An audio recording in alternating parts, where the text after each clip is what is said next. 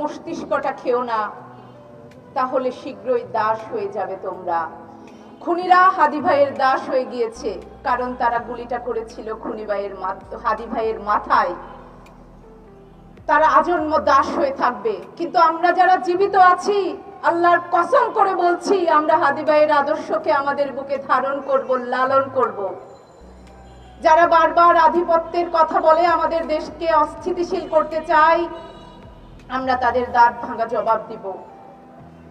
আমাদের জীবন যদি চলেও যায়, আমরা সে ভয় আর করব না, কারণ হাদি ভাই, আবরার ফাহাদ এবং 2000 শহীদ আমাদেরকে শিখিয়ে দিয়ে গেছেন আমরা আর থেমে থাকলে চলবে না।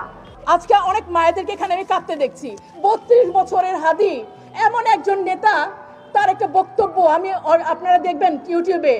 সে বলছে যে আমার দলের যারা সবগুলাকে আমার সন্তান মনে হয়, বাচ্চার মতো মনে হয়।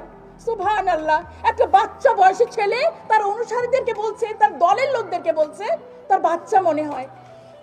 আমি আরো যদি বলি যে দেখেন, জুলাইয়ের পরেও যারা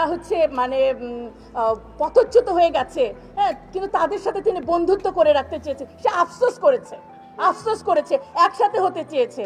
হ্যাঁ, একবার একটা ঘটনা আপনারা দেখেন, নির্বাচনী প্রচারণায় তার উপরে একটা ফ্ল্যাট থেকে ময়লা পানি ফেলা হয়েছে।